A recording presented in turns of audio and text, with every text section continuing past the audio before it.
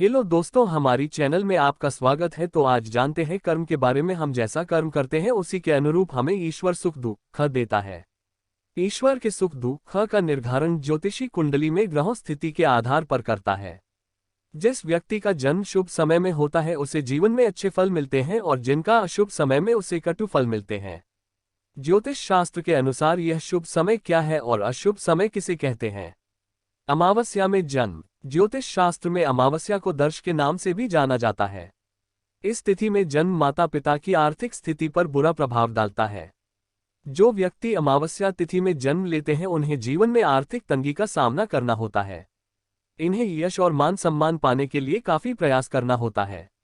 अमावस्या तिथि में भी जिस व्यक्ति का जन्म पूर्ण चंद्र रहित अमावस्या में होता है वह अधिक अशुभ माना जाता है। इस अशुभ प्रभाव को कम करने के लिए घी का छाया पात्र दान करना चाहिए। रुद्राभिषेक और सूर्य एवं चंद्र की शांति कराने से भी इस तिथि में जन्म के अशुभ प्रभाव को कम किया जा सकता है। संक्रांति में जन्म। Birth during Sankranti. संक्रांति के समय भी संतान का जन्म अशुभ माना जाता है। इस समय जिस बालक का जन्म होता है उनके लिए शुभ स्थिति नहीं रहती है।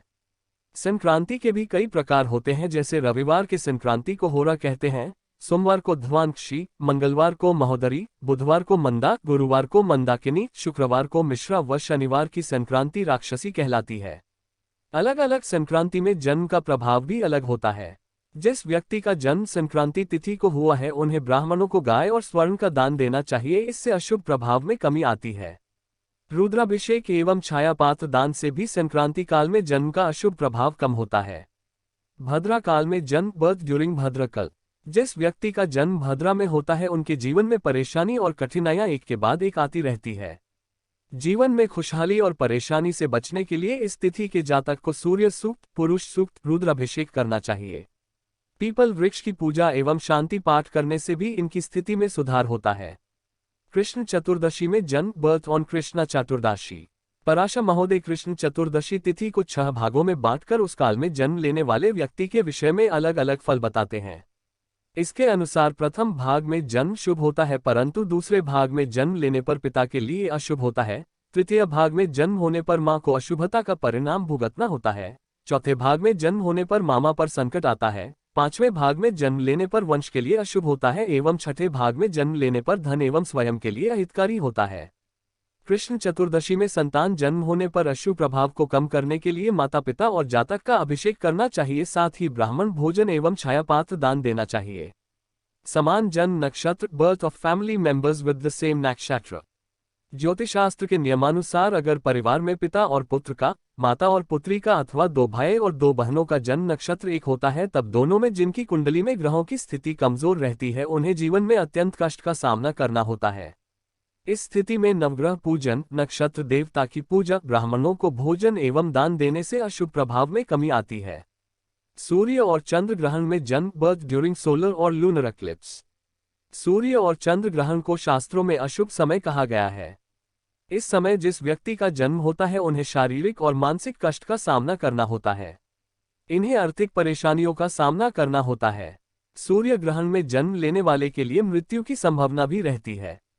इस दोष के निवारण के लिए नक्षत्र स्वामी की पूजा करनी चाहिए। सूर्य व चंद्र ग्रहण में जन्म दोष की शांति के लिए सूर्य, चंद्र और राहु की पूजा भी कल्याणकारी होती है। सर्पशीर्ष में जन्म। Birth during Sarpashirsha. अमावस्या तिथि में जब अनुराधा नक्षत्र का तृतीय व चतुर्थ चरण होता है तो सर्पशीर्ष कहलाता है। सर्पशीर्ष को अशुभ समय माना जाता है। इसमें कोई भी शुभ काम नहीं होता है। सर्पशीर्ष में शिशु का जन्म दोषपूर्ण माना जाता है।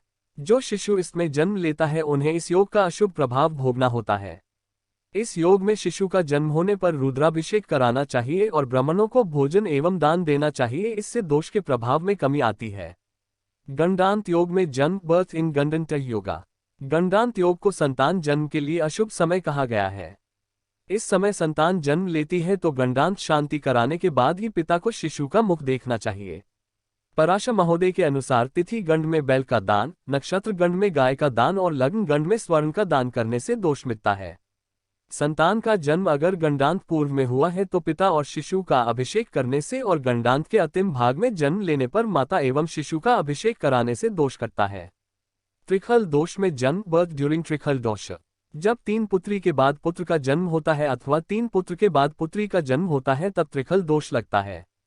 इस दोष में माता पक्ष और पिता पक्ष दोनों को अशुभता का परिणाम भुगतना पड़ता है। इस दोष के अशुभ प्रभाव से बचने के लिए माता पिता को दोष शांति का उपाय करना चाहिए। मूल में जन्म दोष, बर्थ इन मूल नक्षत्र। मूल नक्षत्र मूल नक्षत्र में जन्म अत्यंत अशुभ माना जाता है। मूल के प्रथम चरण में पिता को दोष लगता है, दूसरे चरण में माता को, तीसरे चरण में धन और अर्थ का नुकसान होता है। इस नक्षत्र में जन्म लेने पर 1 वर्ष के अंदर पिता की, 2 वर्ष के अंदर माता की मृत्यु हो सकती है, 3 वर्ष के अंदर धन की हानि होती है। इस नक्षत्र में जन्म लेने पर 1 वर्ष के अंदर जातक की भी मृत्यु की संभावना रहती है।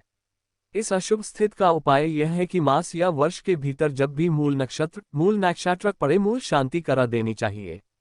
अपवाद स्वरूप मूल का 4th चरण जन्म लेने वाले व्यक्ति के स्वयं के लिए शुभ होता है। अन्य दोष। ज्योतिषशास्त्र में इन दोषों के अलावा कई अन्य योग और हैं जिनमें जन्म होने पर अशुभ माना जाता है। इनमें से कुछ है यमघंट योग, वैधृति या व्यतिपात योग एवं दग्धादि योग हैं। इन योगों में अगर जन्म होता है तो इसकी शांति अवश्य करानी चाहिए।